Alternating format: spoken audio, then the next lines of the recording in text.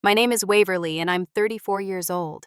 For as long as I can remember, I've been labeled the family embarrassment despite my successful graphic design career. Every holiday was the same story: subtle digs, outright criticism, and that phrase that cut deeper each time: "You're always the embarrassment." Last month, I finally bought my dream house in an exclusive neighborhood. So I threw a huge party and invited everyone except them. They found out on Facebook. If you've ever been the black sheep in your family, drop a comment below and let me know where you're watching from. Don't forget to subscribe to hear how I finally stood up for myself. Growing up in an upper middle class suburb of Boston, I always felt like I was living in the shadow of perfection. My older sister Jessica was the golden child: straight A's, perfect posture, and a clear path to becoming the doctor our parents always bragged about at dinner parties. My younger brother Tyler, despite being 3 years my junior, quickly surpassed me in our parents' eyes by showing an early aptitude for debate that would eventually lead him to become a successful attorney. Our parents, Margaret and William Hawthorne, were both accomplished academics with strong opinions about what success should look like. Mom was a literature professor at a prestigious university, and Dad was a well-respected economist who consulted for major corporations. They had a specific vision for their children, and from an early age it was clear I didn't quite fit the mold.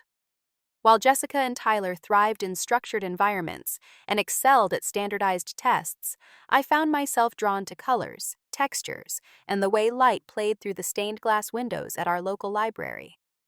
I would spend hours sketching rather than studying the advanced math worksheets my father insisted would build character. I still remember the first time I was publicly labeled the family embarrassment. I was 10 years old, and we were hosting Thanksgiving dinner. All my aunts, uncles, and cousins were there, dressed impeccably, as was expected in our household. I had been tasked with carrying the gravy boat to the table, a responsibility I took very seriously. What happened next played out in slow motion.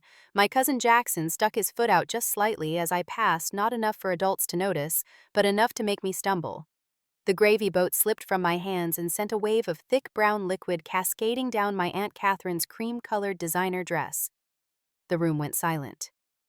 "I'm so sorry," I whispered, horrified at what I had done. But before Aunt Catherine could respond, my mother jumped in. "Waverly is always like this," she said with an exasperated laugh. "So careless. You'll have to forgive our little embarrassment."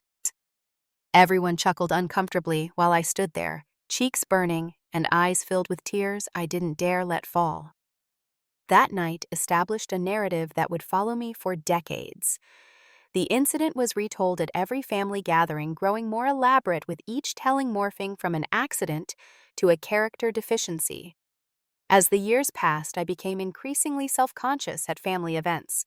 I measured my words carefully, ate with precise movements, and still somehow managed to become the punchline of family jokes.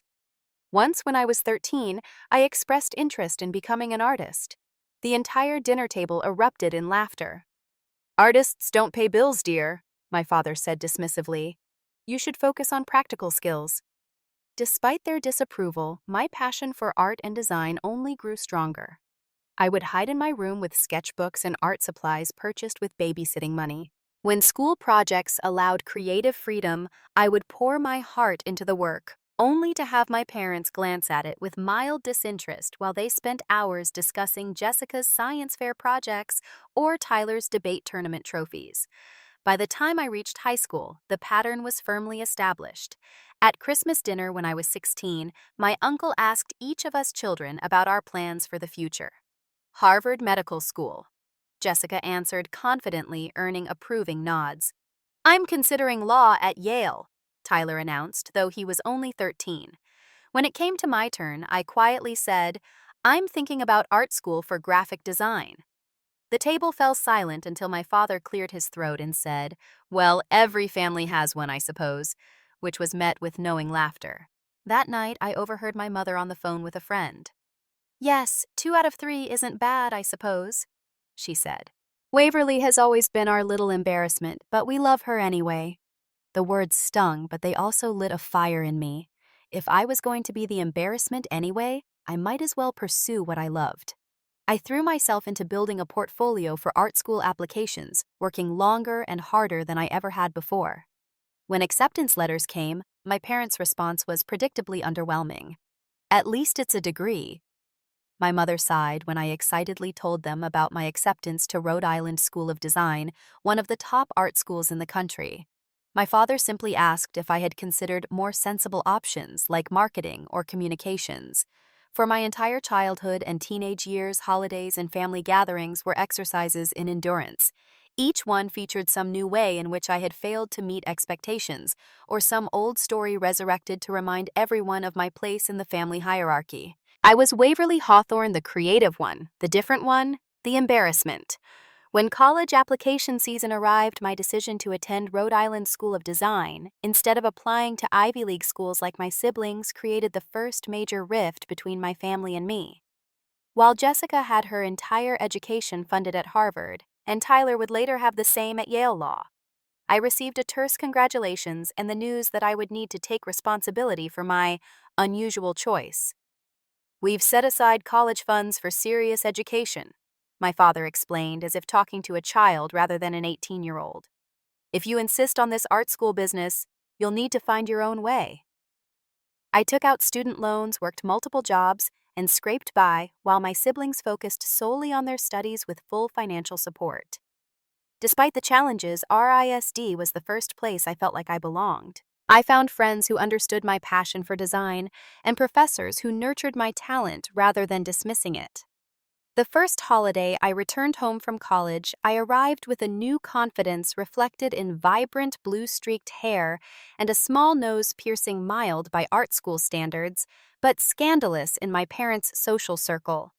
"Must you always find new ways to embarrass us?" My father didn't even wait until we were home from the airport before beginning his critique. At Christmas dinner that year, with extended family gathered around our formal dining table, he took it further. "Waverly seems determined to prove that our genetic material can malfunction," he announced to uncomfortable laughter from relatives. "First art school, and now she looks like she belongs in a punk band rather than a Hawthorne family portrait." My mother added her usual passive-aggressive commentary throughout the evening. "It's just a phase, I'm sure," and "she has such potential if she would only apply herself appropriately," all directed to others as if I weren't sitting right there. What my family failed to recognize was that while they were busy being embarrassed by me, I was building something meaningful. At RISD, I developed a distinctive style that merged clean modern aesthetics with unexpected elements of whimsy. My typography work began gaining attention from professors and peers alike. Lauren, a fellow design student who would become one of my closest friends, was the first person to make me question my family's narrative. After I casually mentioned being the family embarrassment during a late-night study session, she looked genuinely confused. "Have they seen your work? You're literally the most talented person in our cohort," she said, looking at my portfolio spread across the studio table. "Your family sounds toxic." It was the first time anyone had suggested that perhaps the problem wasn't me. This realization slowly took root as I found more people who valued exactly the things my family dismissed. My circle of supportive friends grew, providing the validation and encouragement I'd never received at home. By junior year, I had started taking small freelance jobs designing logos and branding materials for local businesses. The first time I saw my work on a storefront in Providence, a vibrant, hand-lettered sign for a new bakery, I called my parents, hoping they might finally see value in my chosen path. "That's nice, dear," my mother said distractedly. "Did you hear Jessica was accepted into a prestigious residency program?" During my final year showcase, where graduating seniors displayed their portfolio work for industry professionals, my family was noticeably absent despite my invitation. They cited a dinner engagement they couldn't possibly reschedule. What they missed was a representative from a major New York design firm leaving their card with a note that simply said, "Call me. We need to talk." While my family wasn't there to witness that moment, it marked the beginning of my professional career and my growing independence from their approval. I began limiting my time with family, but still maintained contact, hoping that professional success might finally earn their respect. Each holiday gathering became an exercise in emotional endurance. The Thanksgiving before graduation, my aunt asked what my backup plan was since drawing pictures wasn't a reliable career.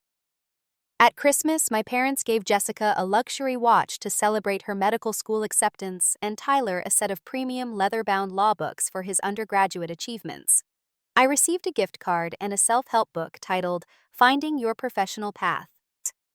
By the time I graduated summa cum laude with several job offers in hand, I had begun to accept that no achievement would ever be enough to change my family's perception. The pattern was too deeply entrenched, the narrative of Waverly the Embarrassment, too convenient for their worldview. After graduation, I accepted a position at Visionary Design Group, a prestigious firm in New York City. Moving to Manhattan was both terrifying and liberating. I was finally building a life completely of my own making, far from my family's constant judgment. My tiny studio apartment in Brooklyn wasn't much, but it was mine, paid for with my own earnings from a job my parents had never believed I could get. I still remember my mother's response when I told her about the position. "Well, that sounds interesting," she said, her tone suggesting anything but. "I suppose it will give you time to figure out what you really want to do." Despite working for one of the top design firms in the country, my family continued to refer to my career as a hobby or that design thing. At family gatherings, questions about my work were cursory at best, often followed by lengthy discussions about Jessica's medical breakthroughs or Tyler's legal victories. Jessica's wedding during my second year in New York perfectly illustrated my place in the family hierarchy. Despite being her only sister, I wasn't asked to be a bridesmaid. Instead, I discovered I had been seated at the kids' table for the reception, alongside cousins who were still in high school. "We thought you might be more comfortable with people more your style," my mother explained when I questioned the seating arrangement. The implication was clear: I wasn't sophisticated enough to sit with the adults in my own family. 6 months later, at Tyler's law school graduation party, my parents introduced every relative and family friend to my brother's professors and colleagues. When one professor asked about me standing alone near the refreshment table, my mother simply said, "Oh, that's our daughter," with no elaboration, quickly steering the conversation back to Tyler's accomplishments. While my family continued to diminish me, my professional life was flourishing. At Visionary Design, I met Aisha, a senior designer who took me under her wing. Unlike my family, she saw potential in my unconventional approaches to design problems. "You have a unique eye," she told me after I presented concept work for a major client. "You see connections others miss. Don't ever lose that." Through Aisha, I met Diana, a veteran in the industry who had built her own successful boutique agency after 20 years at larger firms. Diana became a mentor, showing me not just design techniques, but how to navigate the business side of creative work. "Your portfolio is exceptional," she told me over coffee one day, about 3 years into my career. "Have you considered branching out on your own? You have a distinctive enough style to attract clients directly." With Diana's guidance, I began taking on independent projects while maintaining my full-time position. Evenings and weekends were devoted to building what would eventually become Waverly Hawthorne Design. The first year was brutal. Working essentially 2 jobs while learning how to run a business had me constantly exhausted. Financial struggles were constant in those early days. There were months when I had to choose between paying rent on time or buying groceries. I never told my family about these hardships, knowing they would see them as confirmation that my career choice was foolish. Instead, I persevered, gradually building a client base and reputation. 4 years after graduation, I had enough steady clients to take the leap into full-time self-employment. The day I handed in my resignation at Visionary was terrifying but exhilarating. That night, I called my parents to share the news. "You quit a stable job." My father's disapproval was immediate. "That seems characteristically impulsive." "It's not impulsive," I explained. "I've been planning this for years. I already have clients and projects lined up." "Well," my mother sighed, "I suppose you can always come home if it doesn't work out." Despite building a successful design consultancy that catered to respected brands, the pattern of holiday humiliations continued. 2 Thanksgiving dinners ago marked a particularly painful example. My father stood to give a toast praising Jessica's recent publication in a medical journal and Tyler's first major case win. "We're so fortunate to have such accomplished children," he said, raising his glass while looking directly at my siblings. Though I was sitting right there, having recently secured a contract with a Fortune 500 company, no mention was made of my achievements. Later that same evening, my Aunt Patricia asked loudly across the table, "Waverly, dear, when are you going to get a real job? Surely this drawing hobby can't support you forever." Before I could respond, my brother jumped in with a laugh. "Don't bother, Aunt Pat. Waverly's always been the embarrassment of the family. We've accepted it by now." The table erupted in laughter while I sat there, a successful business owner at 32 being treated like a directionless teenager. I smiled tightly and excused myself to the bathroom, where I spent 10 minutes breathing deeply and reminding myself that their opinions didn't define my reality. But no matter how much professional success I achieved in my family's eyes, I remained the embarrassment, the creative different one who hadn't followed their prescribed path to success. Last Christmas marked the breaking point in my relationship with my family. I arrived at my parents' home with a small spark of hope, as I always did despite years of disappointment. I'd had a particularly successful year landing several major clients and finally reaching a point of financial stability that exceeded what I'd ever imagined possible. The evening began with my mother's assessment of my outfit, a stylish black jumpsuit I'd carefully selected to meet their conservative standards while still expressing my personal style. "Well, you look almost appropriate tonight," she said, adjusting my collar as if I were still a child. Though a nice dress would have been more suitable for Christmas dinner. During the meal, my father gave his traditional holiday speech about family accomplishments. He spoke at length about Jessica's recent promotion to head of cardiology at her hospital and Tyler's successful defense of a high-profile client. When it came time to acknowledge my presence, he merely gestured vaguely in my direction. "And Waverly is still doing her design work," he said dismissively, before quickly moving on to toast my mother's recent faculty award.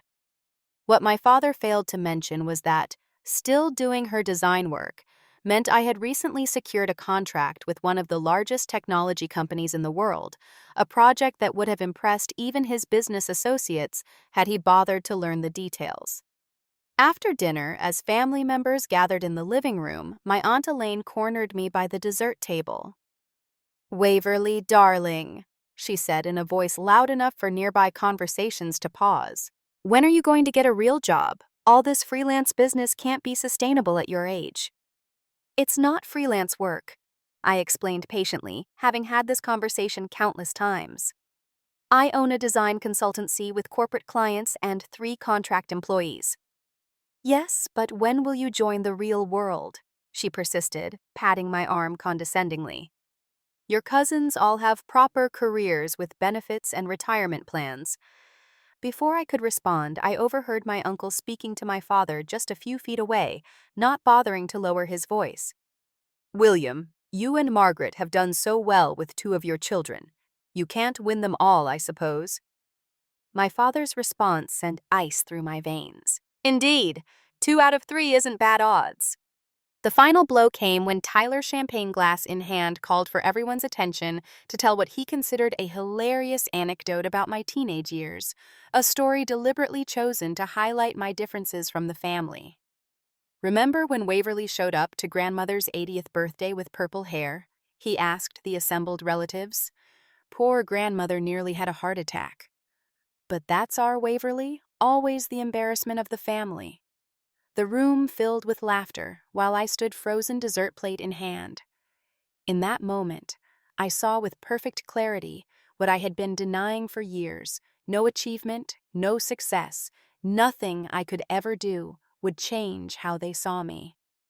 I would always be the punchline, the cautionary tale, the embarrassment.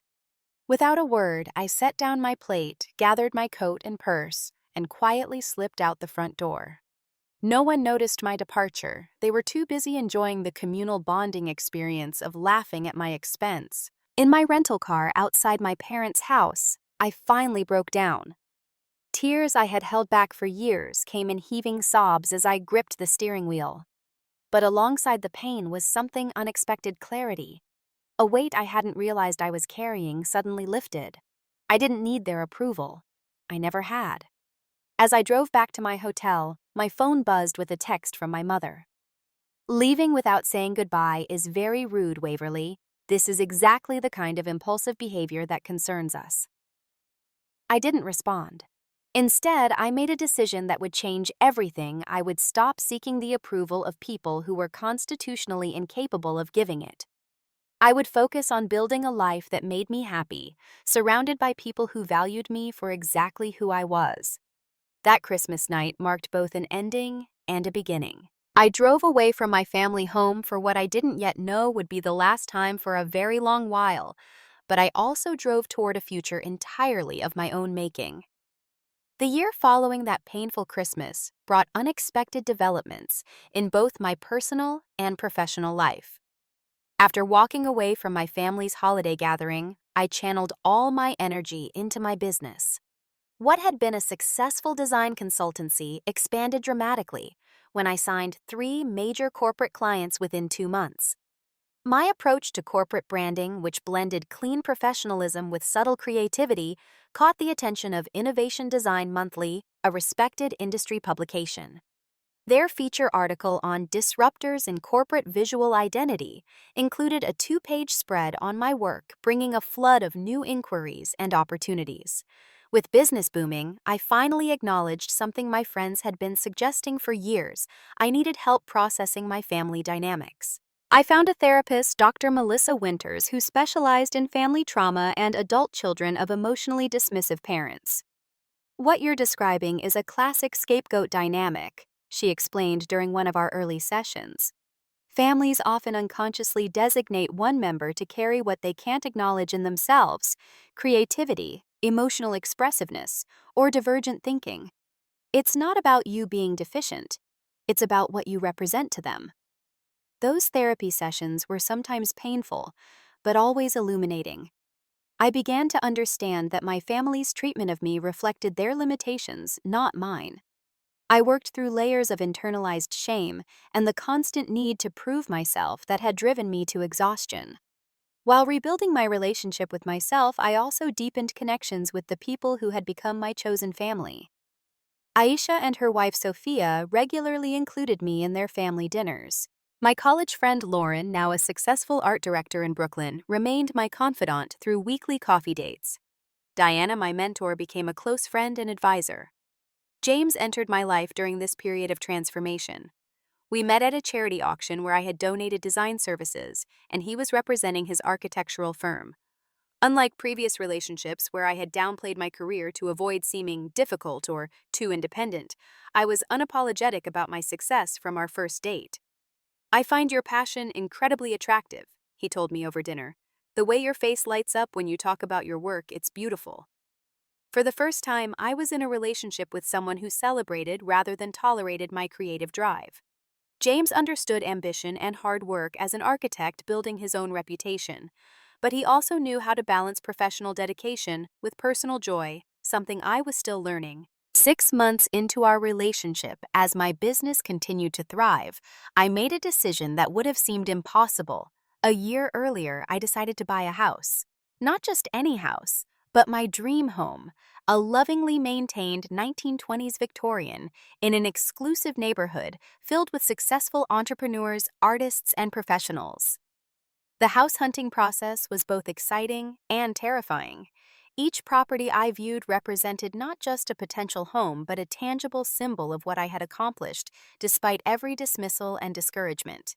When my real estate agent Natalie first showed me the Victorian with its ornate woodwork bay windows and surprisingly modern kitchen, I knew immediately it was meant to be mine. The asking price was steep, more than I had initially budgeted, but within reach thanks to my business's recent growth.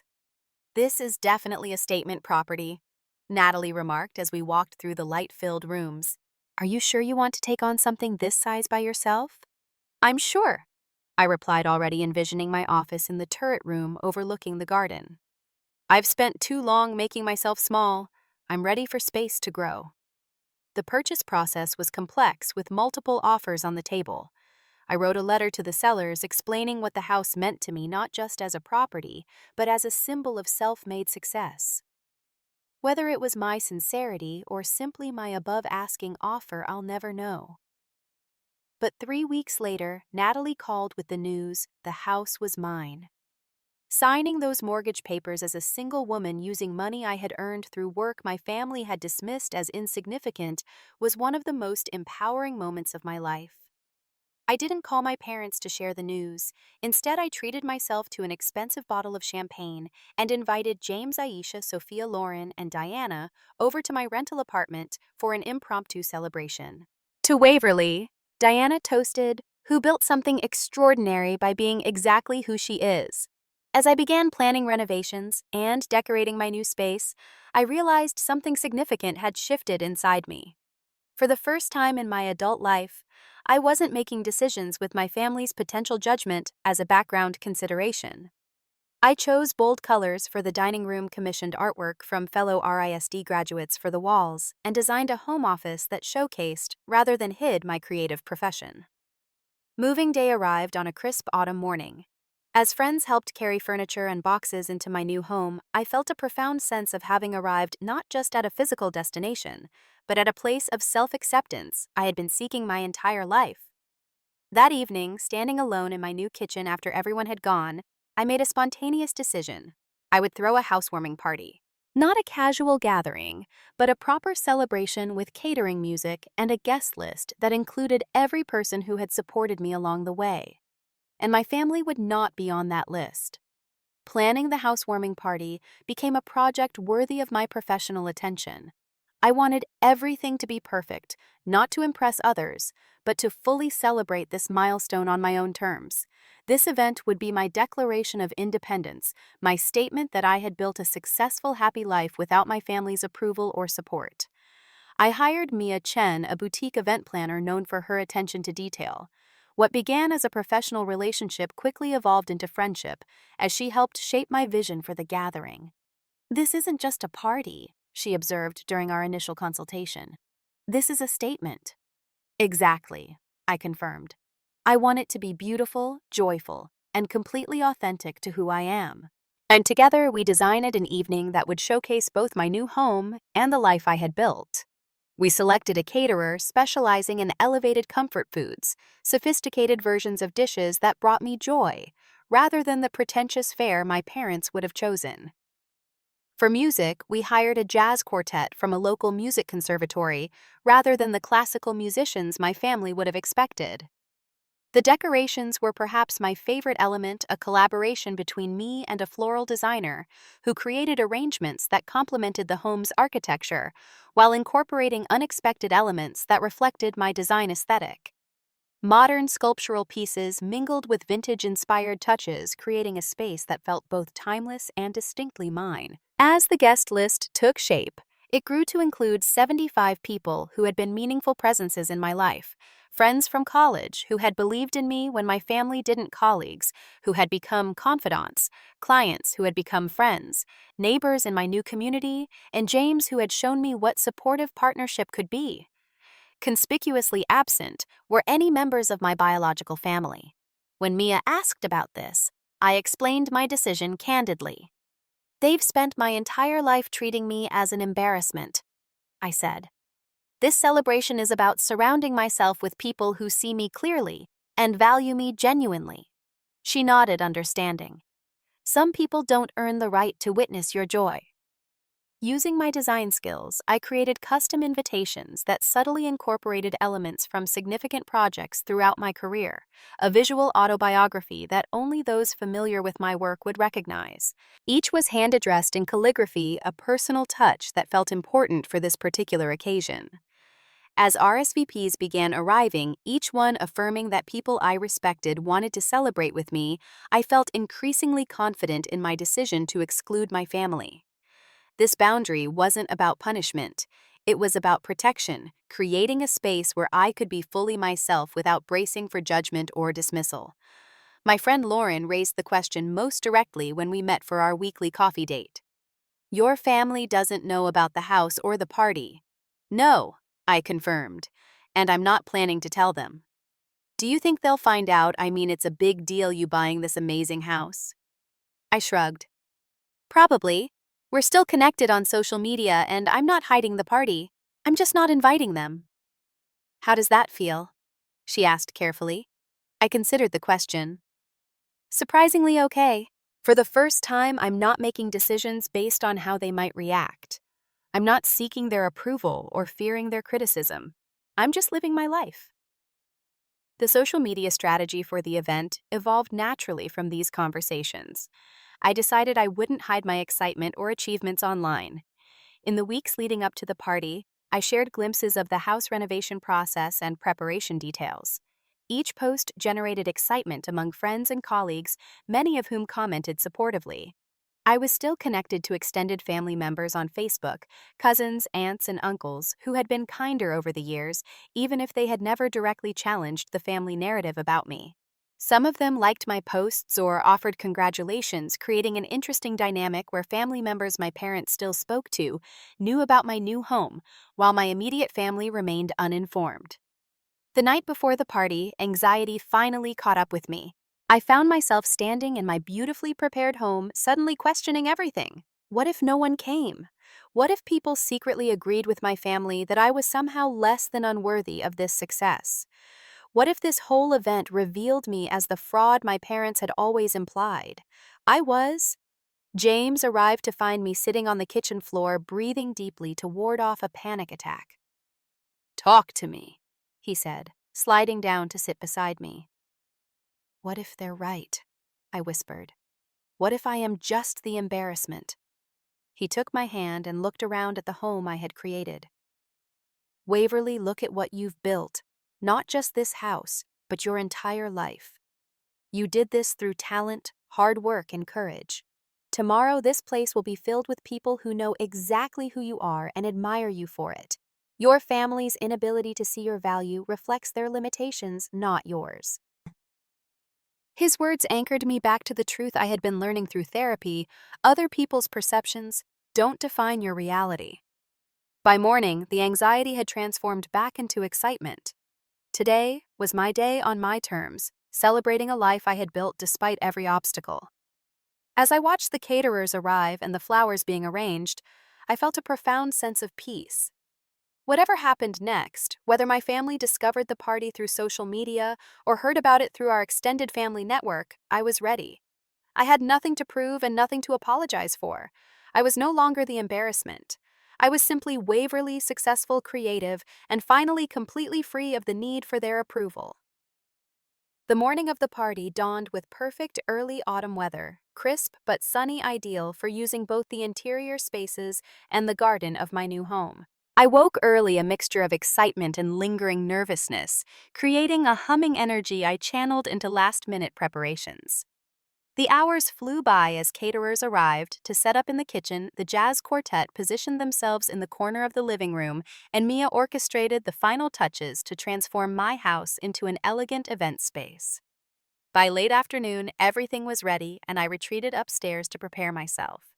Standing in my new master bedroom, I slipped into the emerald green dress I'd chosen specifically for this occasion, bold, elegant, and unapologetically eye-catching like the woman I had become. As I fastened my grandmother's pearl earrings, the only family heirloom I truly treasured, I caught sight of my reflection. For perhaps the first time in my life, I fully recognized and appreciated the person looking back at me. "You did this," I whispered to myself. "All of it." James arrived early, looking handsome in a charcoal suit, his genuine pride in me evident in his eyes as he took in both the house and me in my party dress, reinforced that I had not only built a beautiful home, but was building a life filled with authentic connections. "Ready to welcome everyone to your castle, my lady," he teased, gently offering his arm. "Absolutely," I replied with a confidence that surprised even me. The first guests began arriving at 6 o'clock precisely. Standing in the foyer greeting friends and colleagues as they entered my home with expressions of awe and genuine happiness for me, I felt a sense of rightness that had eluded me at every family gathering throughout my life. Aisha and Sophia arrived bearing a spectacular orchid plant. "From one homeowner to another," Aisha said, hugging me tightly. "I'm so proud of you, Waverly. Look at what you've created." Lauren brought a framed piece of artwork we had created together in college, a collaborative project that had won department recognition. "Remember when Professor Geller said we both had promising futures? You proved him right." Diana. My mentor arrived with her husband and immediately took my hands in hers. "I knew from the moment I met you that you were exceptional," she said. "This success couldn't happen to a more deserving person." As the house filled with guests, the atmosphere took on a magical quality. The jazz quartet played softly in the background conversation, and laughter flowed along with excellent wine, and I moved through the rooms feeling truly seen and celebrated. People mingled in the kitchen, gathered in small groups in the living room, and spilled out onto the garden terrace where market lights created a warm glow as dusk settled. Several guests asked about my family's absence, and for the first time I answered honestly without shame or deflection. "We have different values and visions of success," I explained simply. "Tonight is about celebrating with people who have supported my journey." The professional photographer I'd hired captured candid moments throughout the evening, friends laughing together, colleagues admiring the architectural details of the House James with his arm around my waist as we welcomed new arrivals. These would become tangible memories of a night that marked a turning point in my life. Near the end of the evening, Diana's husband, Mark, who worked in finance, raised a toast that brought tears to my eyes. "To Waverly Hawthorne," he said, glass raised high, "who embodies the true meaning of success, doing what you love, doing it exceptionally well, and building a life that reflects your authentic self. Your journey inspires everyone in this room." The party continued until well past midnight, with the last guests reluctantly departing with warm hugs and congratulations. After everyone had gone, James helped me carry glasses to the kitchen before kissing me goodnight, understanding that I wanted this first night alone in my home after such a significant event. In the quiet aftermath, I walked through each room of my house, taking in the lingering evidence of celebration: a forgotten scarf draped over a chair, flower petals scattered on the dining table, the faint scent of good food and perfume in the air. This place was truly mine, as was this moment of complete contentment.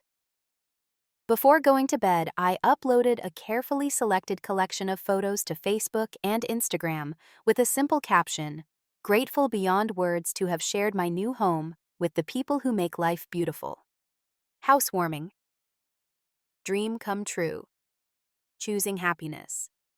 I slept deeply that night, more peacefully than I had in years, unaware that my social media posts were already generating reactions I couldn't have anticipated.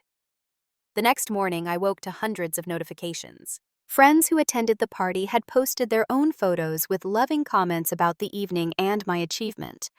But among these supportive messages were others that made my heart race. My mother had left a private message. "Interesting to discover your major life changes through Facebook, Waverly. I suppose we shouldn't be surprised at being excluded. You've always preferred to do things your own way, regardless of how it affects others." My brother Tyler had been less private, leaving a public comment that was clearly designed to diminish my achievement. "Nice rental. Seems excessive for one person, but you always did have a flair for the dramatic."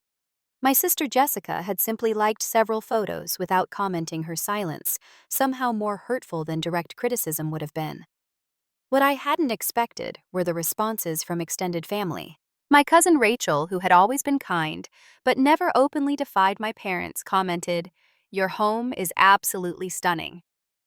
Waverly, your design talent shines in every detail. So proud of what you've accomplished." My mother's sister, Aunt Barbara, whom I had always perceived as aligned with my parents, surprised me by writing, "Waverly, this is magnificent. You've created something truly special both in your career and your home. I hope you'll invite me for coffee sometime." Most surprisingly, my father's brother, Uncle David, who rarely expressed emotion of any kind, had messaged privately, "Your grandfather would be proud. He always said you had his creative spirit. The house looks remarkable, as does your success. Well earned." These unexpected allies made my parents' displeasure easier to bear. When my phone began ringing with my mother's number, I let it go to voicemail. The same with my father's calls and my sister's texts asking, "How could you embarrass the family this way?" I was in the middle of brewing coffee when the doorbell rang. Standing on my front porch were my parents, looking simultaneously angry and uncomfortable. "May we come in?" my father asked stiffly. For a moment I considered refusing, but something in me wanted them to see what I had built, to witness the success they had never believed possible. "Briefly," I said, stepping back to allow them into the foyer. My mother looked around with poorly concealed surprise. This is quite a house, she admitted reluctantly. How on earth are you affording this? I own a successful design consultancy, I replied calmly. I have corporate clients across 3 continents and a team of 5 employees. My work was featured in Innovation Design Monthly last quarter, and I've been invited to speak at 3 international conferences this year. All information I've shared over the years that you've chosen to ignore. My father's expression tightened. You could have told us you were buying a house, Waverly, finding out through Facebook of all things. The way I found out Jessica was pregnant at Christmas 2 years ago, or that Tyler had gotten engaged, family news seems to travel selectively in our circle. That's different, my mother insisted. Those were celebrations. So was this, I replied, my voice steady. A celebration of something I'm deeply proud of, surrounded by people who have supported and believed in me when you consistently chose not to. We've always supported you, my father protested, but there was uncertainty in his voice. Have you? When was the last time either of you asked a genuine question about my work? When have you ever acknowledged my success without qualifying it as less than my siblings' achievements? When have you ever introduced me to your friends without immediately changing the subject? They exchanged uncomfortable glances, perhaps truly considering these questions for the first time. For my entire life, I've been the embarrassment of the family.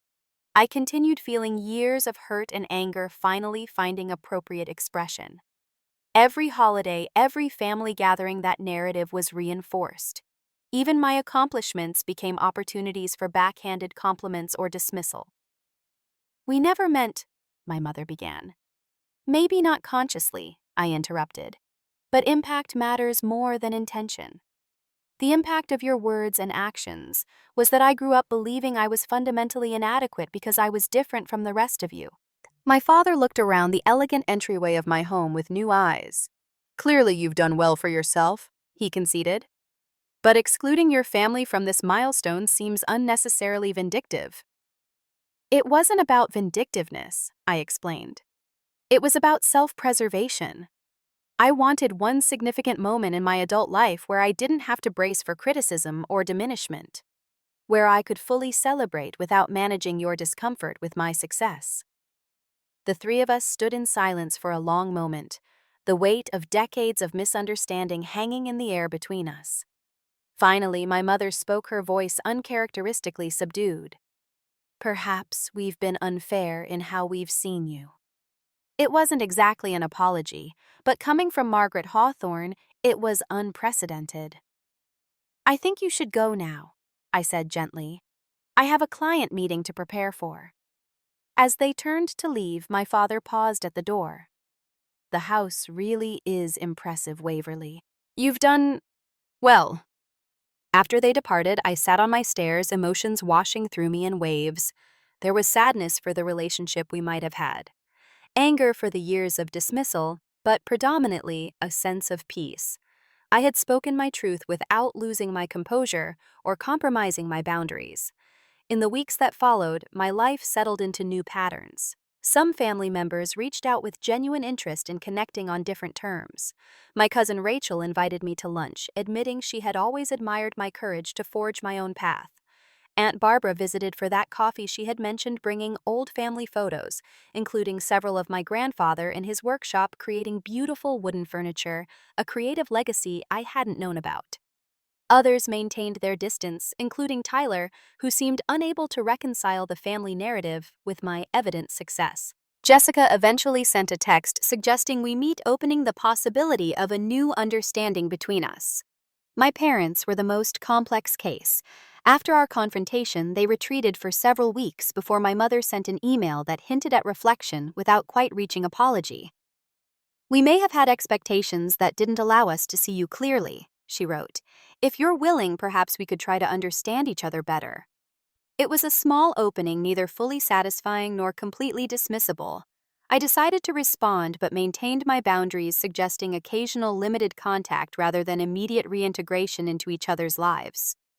Meanwhile, my friendships deepened, my relationship with James evolved into something increasingly meaningful, and my business continued to thrive. I began hosting small dinner parties and creative gatherings in my home, establishing new traditions that reflected my values and interests. My therapy sessions with Dr. Winters shifted from processing past hurt to building a future based on authentic self-expression and healthy boundaries. What's remarkable, she observed in one session, is how you've managed to break a generational pattern without becoming bitter. You've created something new rather than simply rejecting the old. When the holidays approached, I made conscious choices about how to spend them. Thanksgiving was celebrated with a chosen family gathering at my home where everyone contributed a dish that had personal significance. Christmas included a short, cordial phone call with my parents and a beautiful dinner party with close friends. For the first time in my life, the holiday season passed without a single person calling me an embarrassment. Instead, I heard words like talented, inspiring, generous, and loved, words that reflected who I truly was rather than who I had failed to be in my family's narrow vision. Standing in my beautiful home on New Year's Eve, surrounded by friends who valued me for exactly who I was, I realized something profound. Being the family embarrassment had ultimately been my greatest gift. It had forced me to define success on my own terms, to seek validation from within rather than without, and to build a life that was authentically mine. As I looked ahead to a new year filled with possibilities, I silently thanked my younger self for persevering through years of dismissal and doubt. That determined girl who had hidden in her room with sketchbooks and dreams had grown into a woman who owned both a dream house and her truth. The journey had been painful, but the destination was worth every step. Have you ever had to create boundaries with family members who couldn't see your true value? Drop a comment below to share your experience. If this story resonated with you, please hit that like button and subscribe to hear more stories about finding strength after years of being misunderstood. Thank you for listening to my journey. And remember, sometimes being the black sheep means you're actually the most colorful member of the flock. Share this with someone who might need to hear that their differences are actually their greatest strength.